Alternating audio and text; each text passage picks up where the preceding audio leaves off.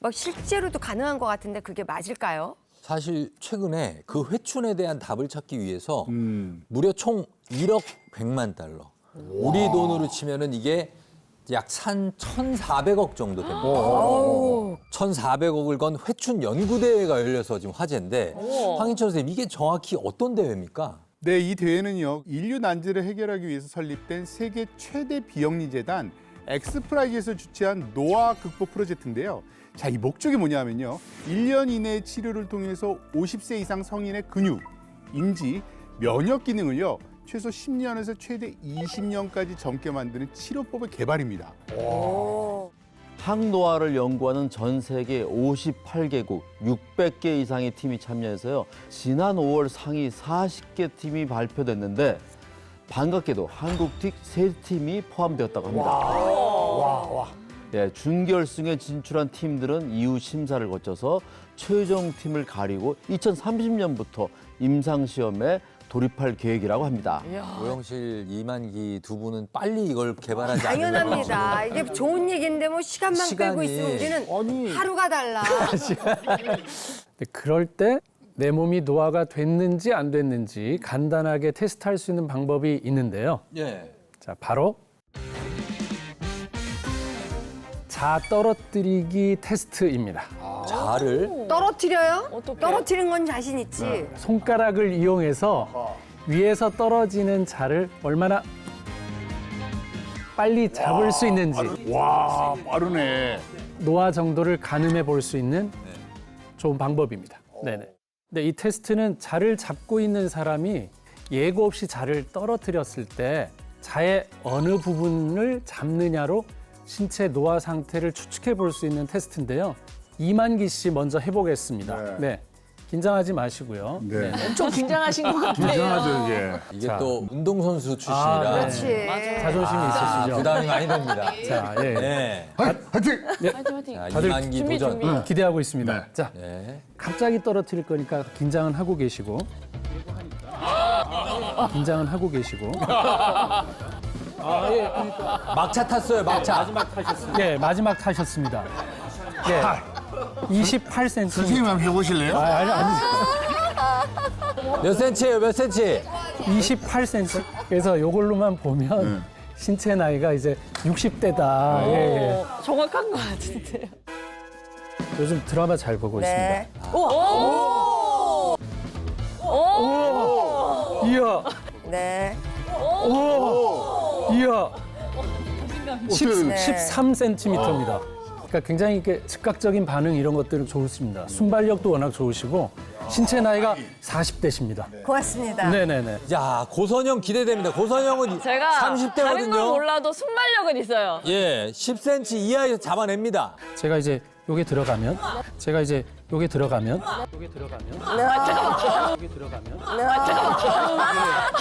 거의 막차예요, 막차.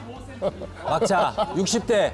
25cm. 네네네네. 근데 이제 아무도 떨어뜨린 분은 없었다는 거는 그래도 아직 사실 날이 더 많다. 이렇게 생각은 이제 들게는 되네요. 야, 정말 나이 드신 분들은 자를 그냥 못 잡고 놓칠 수도 있을 것 같은데 이 테스트가 노화하고 어떤 연관이 있는 겁니까? 근데 우리 몸은 신체가 노화할수록 본인 생각과는 다르게 신경 전달 속도가 느려지거든요. 나 할 수 있어 그러는데 옛날 같진 않죠. 맞아. 눈으로 떨어지는 자 인식하고 또 머리에서 잡으라는 명령 내리고 근육이 실행해야 하는데 나이가 들수록 이 연결, 시력과 인지와 근육의 기능이 모두 떨어지기 때문에 자가 떨어질 때 손으로 잡는 반응 시간이 점차 늘어나게 되는 겁니다. 그래서 저희가 신체 나이를 좀 되돌리고 싶어 하시는 분들이 많을 것 같아서 그 방법을 좀 알려드리고자 하는데 이분이 알려주실 겁니다. 이분은 세월을 거스른 대한민국의 대표 동안 의사입니다. 대체 얼마나 시간을 역주행하고 있는지 저희가 화면으로 준비했습니다. 보여주세요. 25세 때 사진이에요. 자, 그러면 다음 사진을 한번 보겠습니다. 25살 때보다 오히려 39살이 더 젊어 보여요. 그러니까요. 그 끝판왕 사진이 있습니다. 다음 사진 보여주세요. 어유 별로 안 그대로네. 바뀌었네. 오. 어유 별로 안 그대로네. 바뀌었네. 김현진 선생님이죠?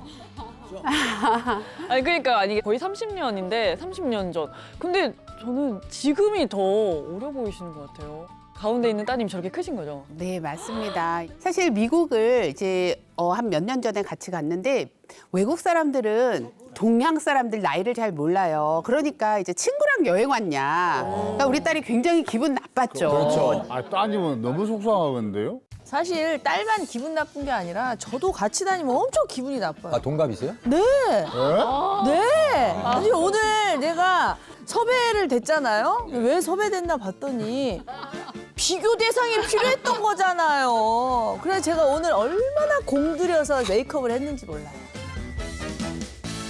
근데 김현진 선생님이 겉모습도 그렇지만 속이 더 동안이시라고 하는데. 속도 동안이라고요? 예, 심뇌혈관 나이가 실제 나이 54세보다 무려 9살이나 어린 45세밖에 안 된다고 합니다. 그래서 김현진 선생님이 그동안 지금 어디에서도 공개하지 않았고 여기에서 공개하지 않았던 노화를 막는 비법을 오늘 공개하신다고 합니다. 그 방법 바로 알아보겠습니다.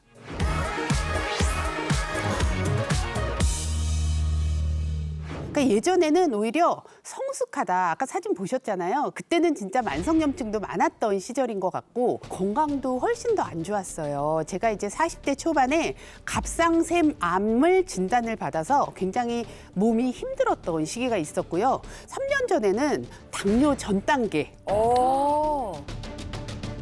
제 의학적인 지식을 총동원해서요. 탈모, 기미, 주름뿐만 아니라 전신의 노화를 늦출 수 있는 방법을 찾았는데요.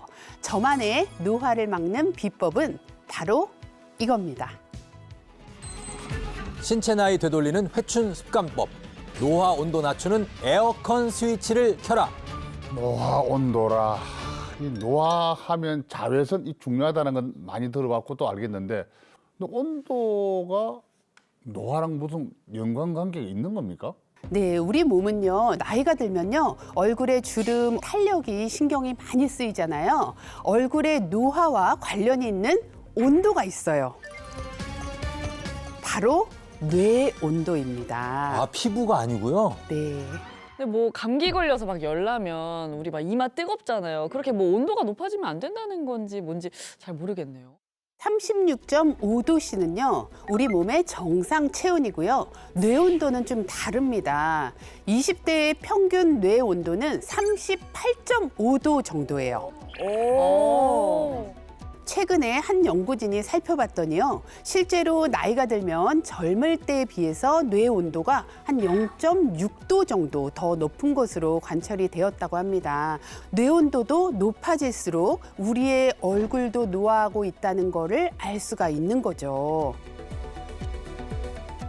지금 뇌 온도를 얘기하고 있는데요. 이게 얼굴뿐만 아니라 뇌질환과도 관계가 있습니다.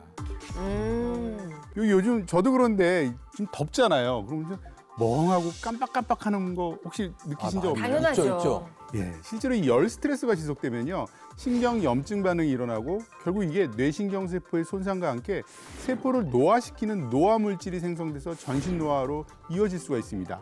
이 뇌는 작은 온도에도 예민한 부위이기 때문에 얼굴의 노화, 뇌질환을 막기 위해서라도 뜨거워져 있는 이 뇌 온도를 낮추는 게 중요합니다. 아니 뭐 더우니까 집에 에어컨 켜고 그 에어컨 스위치는 집마다 다 있는데 우리 몸에 어떻게 에어컨 스위치가 있어요? 어디지? 네, 어딘지 궁금하시죠? 바로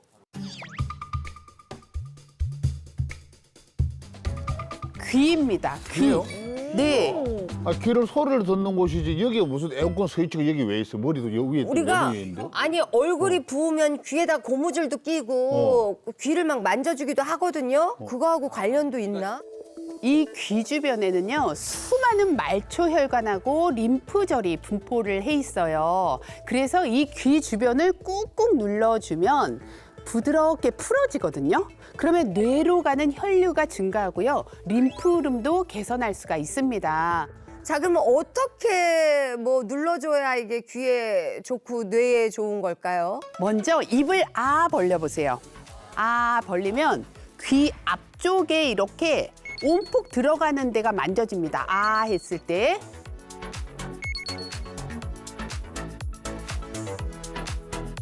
그 부분하고 귓볼 뒤쪽에 온폭 파인 부분이 있어요. 그러니까 앞뒤로, 그쵸? 그래서 요 검지하고 중지를 펼쳐서 이렇게 V자로 만든 다음에 두 스위치에 올려요. 그래서 5초간 살짝 힘을 줘서 부드럽게 원을 그리듯이 자극을 해주세요. 이렇게.